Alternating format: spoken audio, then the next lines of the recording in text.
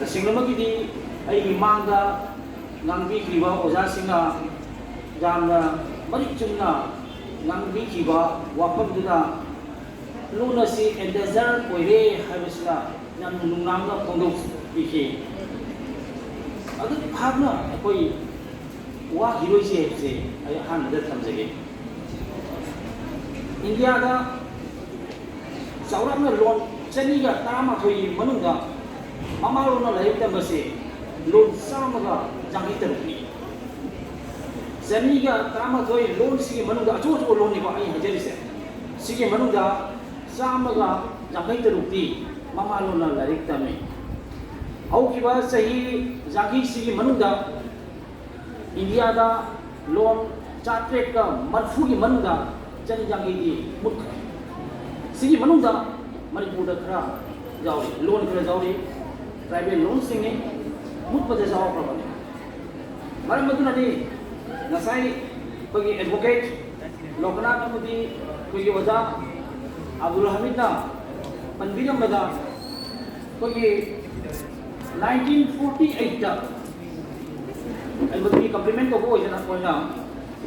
1948 दा पाकिस्तान की 1947 दा निंत को तलवा मतो 1948 दा पाकिस्तान ना बकोई की असेंबली है गदरा पार्लियामेंट है गदरा उर्दू से स्टेट लैंग्वेज ना नेशनल लैंग्वेज ना लेपाक की नेशनल लैंग्वेज ना बकोई ना लाउथुई मतमदुदा लेरम से नोको पाकिस्तान अमदी नोक्सु पाकिस्तान ईस्ट पाकिस्तान अमदी वेस्ट पाकिस्तान नसीगी बांग्लादेश से मतमदुदा वेस्ट पाकिस्तान है खंगन मरमदुना 1952 दा नसे ओजाना हाइबीबो 1952 दा ढाका यूनिवर्सिटी के छात्र सिंह आंदोलन से हौई रैली चली बुलेट कपसली टॉर्चर तवी नमथनबा हाइदना अमु हेगले हेंगलपदुना मरम वरगा 1956 दा बेंगोली लोन से ईस्ट पाकिस्तान मतमदुगी ईस्ट पाकिस्तान दा ऑफिशियल लैंग्वेज ना अमुक लक्तरी सिनी लेरंदी बसे फेब्रुअरी की 1952 की फेब्रुअरी की तांग कुमाथोई तनी ढाका यूनिवर्सिटी के छात्र सिंह मखोना आंदोलन तौदना सही पब्लिक रैली के सत्र को तौरुसे मसिदा हिमम वरगा 1998 दा तसेंगमगिदी बांग्लादेश की ने बांग्लादेश 1971 दा बांग्लादेश सेमे नमदुदा जो बांग्ला है रमी खरन लेरगा बांग्लादेश साइदना अदुना 1998 दा बांग्लादेश मसा अनिक कनाडा दा लेबा अमना रफीकुल इस्लाम है अतोपा अमना अबू सालेह मखोयनीना यूनेस्को दा थांगतपनी फेब्रुअरी की तांग कुमाथोई गसागी बांग्लादेश दा ढाका यूनिवर्सिटी के छात्र सिंह खुंजंग चंजिन किबा फेब्रुअरी की तांग कुमाथोई असे इंटरनेशनल मदर लैंग्वेज डे ओइना लाथो बिउ है मनमदुना 1990 नवेंबर दा फेब्रुअरी की तांग कुमाथोई से इंटरनेशनल मदर लैंग्वेज डे हाइना यूनेस्को ना लाथो को होबी क्रेडिट की बांग्लादेश तो पीगे दबने मनमदी 1952 की फेब्रुअरी की तांग कुमाथोई दा अदुगुमलबा मसाई छात्र सिंहना होगिबा बिहो अमुक अखोगी लोन तो मुक लाक्सी 1936 दा अखोगी मैथी लोन की इहोसे मणिपुरी मपान हाइबदाय बरोइना 1936 दा इहोसे होबा होगी निखिल हिंदू मणिपुरी महासभा मतमदुगी जामना जंजंग लाउगा ऑर्गेनाइजर माने निखिल हिंदू मणिपुरी महासभा के मिफम मा सिलचर के तरापुदा तौगिबा मिफम से इजम इराबोतना माइपुन न होनकिबा अदुगुम मिफम दुदा सार चुराचान महाराज से मागम मधुदा लेंगखि रिजोल्यूशन मैम लोगी रिजोल्यूशन कुनमरी लोग जाने रिजोल्यूशन नंबर 2 से इजम इराबोतना मांगना प्रपोज तौरी ना अखोइना रिपोर्ट के फुंग अखोइना खंजे अखोइगी धर्म कर्म सोराट खंदे लुबुंग खंदे नत्रगा नाउ एनी अखोइगी धर्म कर्म सिंसे masida Manipuri loan sina sijina siya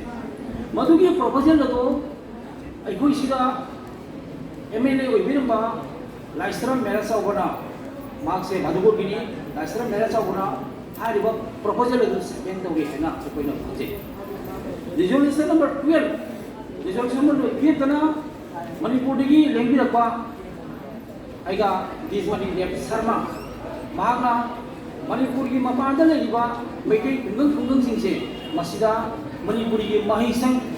akoi maikai rongi ba Manipuri medium ki mahisang ase mahisang se akoi ligatpa hosi haina mahakna proposal ase pi ki haina akoi taje madugi proposal sina second document Binagandi part 1 gi matamadugi apawa one source sini hariba se 1936 ki wafam ni matamasida ningda lagiri basing jarga di kitang silent observation to be matamasida 1936 aswaida 1930 da hailaka nida Nauria Fulona apoko marup se dingkalaba madung Manipuri gi koi gi pasai gi mang rupa koi gi eno se culture se masi gi loan se hinggan na bi damakta khongjang masu madu changching pa horokhi mahaki athoi ba sereng eba sereng lagi tu da aina ngasai photo jar ko se bagi rul ka ni iri sing se bangla mem ama jauti ai pajar ke athoi ba sereng ki iri ba se irul na sojage irul na saksege irul na haijege irul na kaujage irul na sajage irul na semjage maitirol lolasi maitirol khonglasi maitirol lumsijai maitirol pamujai maitirol ningsingjai maitirol konsinjai masimat all India Radio Imphal da sibadagi hokiba Dilip Mengbam ma matamamada all India Radio Imphal gi station director arami sahi ani ohum gi mamangda 2019 da all India Radio Imphal da magi radio play ona haidwa bayek singse samjanaraga ma hogi basu lekrabani aduna 1940 to 43 aswada bijabira bose select jail gi thoroklaga Imphal su changba jadaba ado ekoi gi area sida kasar da 1943 digina 1946 jobo bawse baiti gi ngung ji chalaga loan se sakhon na bamana kanna khona mi habase ekoi nu pati masidani ekoi na naharu paina lakhipu da matamadugi laik su haitaba se ju paidaba aduga communication ni field ju pataba khuding ma se laikro ju 1953 da February tang 5 dani lakhipu da naharu se nikale harga matamadugi founder sing je oge sirwa gi oja sahi khar gi mamang da legi se aurungam hogum boroli oinam narendra lakhipu kuno gini Laisram Joy Kumar Binagandi gi Police Sabam ke wajah berjemon Singerbon gi mingudam lokeso kongi lekai hangebam Pakistan dan Singerbon amadi Laisram Ras Kishor Lakipur kuno bakoi sina kan holodra ekoi gi media mase introduce to na ba kan honor me mase ekoi no ko pa ngasi gi nasai ju koi wadasin kudu mon loina ekoi gi medium of instruction Manipuri medium of instruction sirani habise sibasu sirani handaki 2022 ki January ki tang manga da terukada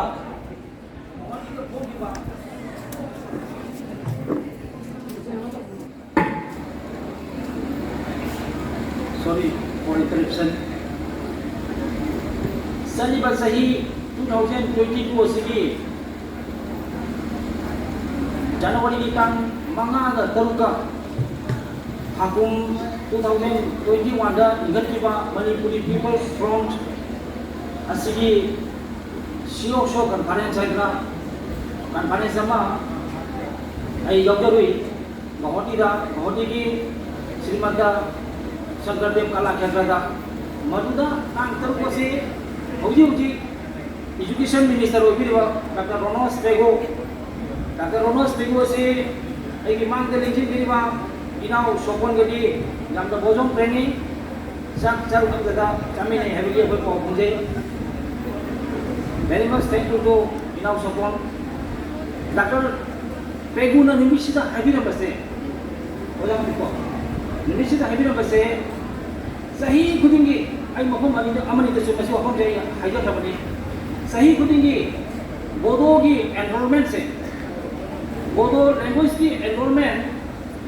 school da lady ba enrollment se missing ani kudra gala ye sahi kudenge uji sahi da missing tara se next year da missing nipan adi next year da missing tero missing bari asman kudra gala ye ko koi su degradation ko koi su problem ni but in case of manipuri ki limit like re adu ki dong na ibang suye Malam itu ni ngasai amalgamation na pagbibago ay isa mo suwi lakipur kuno waspun di SNDC president na ay thong pujari school sida enrollment se satra ipu mga kaglay ado lai maksu shortlist to the jaw yari amalgamation da pagi do ne magama shortlist to the jaw hebo kontare dalang manipuri school masai terumji Pidokina Hajur Bagaimana, Silvan High School Sumaina, Girls High School, School Garase, Abu Kanbang, and Mani Abasi, Hazawani. Marandi, Odas Putin Bangna, any organization Sina, Manipuri medium can see the high. Manipuri medium can see other law Ozasingo, Makoi Masasingo, Manipuri medium school, Amata Karamo. Spoiler of me. 99% English medium school the Thai or Moki Mazama system. Mayana di Buba Kubiri, Madam Sulay. Madam Sulay. Madam di Agi Manga Yamba Raskisur Pamiri. Agi Manga Agi know retired Major Manipon Pamiri. Makoi English school run to me. Ekoiki vernacular school da lei baga convent education system asiga ani se kam difference ai matugi difference to aman ka ge hajage English school da di moral education fashion tambi moral education tambi sang nine unit test class test sports quiz campus asi da nuna neat and clean event kasuni taba get the part of them. Technological advancement is in another terminate. Aduba, I go to high school, come the ME come the LP come the Sidel managing committee Moa was asking a tar. Headmaster Moa things start the tar. Adugi, young passes say, we can clean them to tar. I'm a tar. Infrastructure Mozade was a hate. Kasai wala hapagi matang se education minister na kamu je koi radio dasu aduga paper dasu nunguding kon uri bodri ozagi vacancy hajaro le more than 2000 ozagi vacancy le na ibina kamu to hai ro oza sing se MA MPhil PhD pagasu jaroi get qualified together bani na hai get qualified wargati he or she will get job opportunity see High Masing. Manumudra, Nasai, Ladiba, English school, Ladiba system, Amana, vernacular school, Ladiba system, and it's a couple difference. Poibanina, Kanana Su, Isa, Isugo, Canada, High School system, Tanning the Masai, Panama, Ibirabani, Lariba, Sakra Satasina, a going Manipuri medium, Talibani, and other Chumra, 100% Chumabane. Adunani, Nasai was asking. Wadi oza hai bako oza kano tadi koi oza sing se koi na credit pipa na hai se ako sidhi oza se mawa laude ako sidhi na India da koi oza se mawa laude America tadi oza ka scientist ka se VIP America hai America se oza ka scientist ka VIP Korea da koi na sida अभी south Korea से Korea दा कोई India दा फंगीबा minister मना MLA ना I card पिटागा फंगीबा facility से South Korea da oza amna phangi aduga France ki court ne court ki mamang de nei ba thari ba siar si do only oza khate ni khamali ja ki kana khamande tawri ba karba se Japan da oza ama phaba matam da authority de ki permission taw de bi oza da phaba ja ge akoi si de ki daw ni nawalo case na mang thai nawalo case na mang thai Education Department sundugai any authority sarkar sundugai amar sundugai loina asini tawriba aduna hai basing se aikoi gamna checksin ba jangi oza oza su haibira mani oza sing jina kana si se koi ki rule se koto koto bne jobut ke tamni design to tamni protect to tamni everything should be done to protect our language no aigi motadi ojana na demas sathana jengyu asu asanda all some students in your manipur to su jengyu emsu desam na chingba sathagi organization chingse masida masagi leiba CSO sing natragna akoi leader ni organization sing makoina mateng konjele harga sathana tawada tawagi akoi sidadi amsu mawaloge adu nati jaroi amsu mawaloge haba jaroi amsu mawalo na ba amsu duga akoina injection thengedabani noi sini we go ahead we are with you we are behind you we are always with you I say mase samjengedam matangda non gi yose masai ju oda di jena panbirami 1961 62 adwa degi hobone subject to correction ai se lamba ja chumba jai ko ai sidung gi yong se ai koi na tawa tanda lakipur khulung degi ho ge na ta ko na ta lamba ja chumba jai ko ai na tawa se manipur gi mamang degi lakipur khulung degi phola usul lo ko ge na pase ko na tawa lamba jai 1987 से turning point ni kasa oda si na abi ki ba Mihut putra hundu se Delhi jasa daga seminar to ga kande ama to kande mase samjhin ki bina 1987 da 1991 dani masai oda ti na pan bigi ba akoi kasar ti ga ba ko oda na to biru da mi na ti da marwai ta mo na hajar akoi mi tram ko ni chap pase mi chama mo manipur ki lai Tripura tigi lai Asadi ki Assam tigi la kose mi changwa musiki nunga agoi swaji oda mi tara buloi sepasiki manunga ngasi di mi tare tai tai ngasi hema ngasi sida agoi mi tara musiki manga mi tare ti makoi akoi ni tai sa ming sing di agoi saji pandilba oja nariamam gor chandra ise tombi bote pa mani ise tombi Nehru Polista oja mo na lebila ba Dr. Oja Noni Gopal Lakipur Kumandi aduga oja Binod se architect ni oja Binod ki makadani ai ko ne su chachalu ko se magi makadani lumon sigi damakta HCU sigi practically speaking he should get all credit should go to him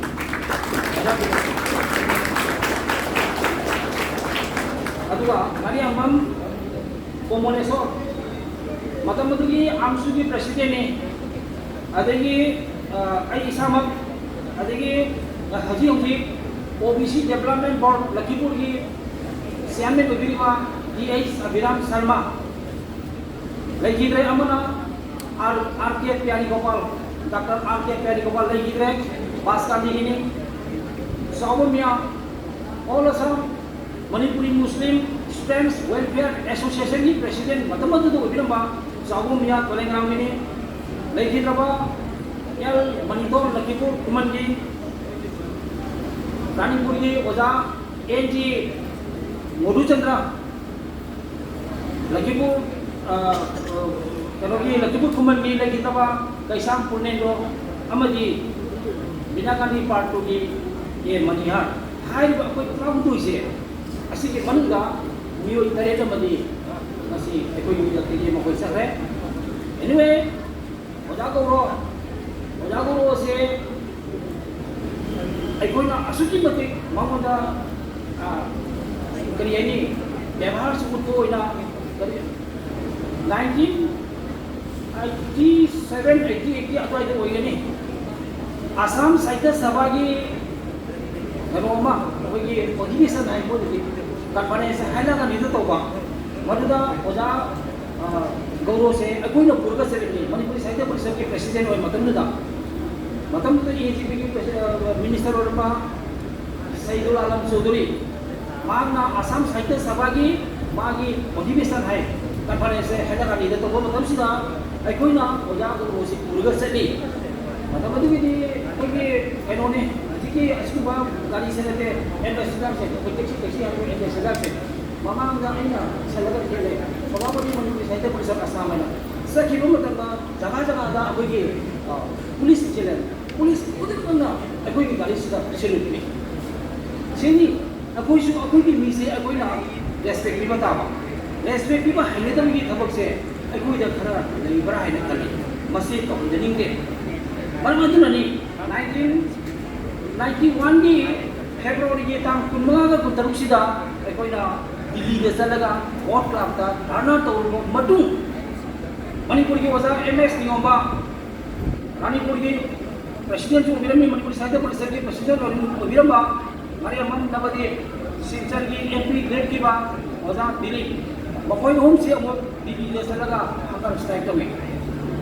सीधे भाव का खास बात तो देखे ना अगर strike independent अगर स्ट्राइक तो दिल्ली वजह mariamam Nabadi थांगल का पूरी बने दिल्ली थांगल का पूरी वजह दिल्ली थांगल का पूरी बने मसा से सोचे लगो दिल्ली मतलब लास्ट 1992 की अगस्त की कानून से बसे अखोई करी है भारत संविधान की निपान सुबह तांगत चलबगी अदुगुलबा नुंगारबा नुमित अमनी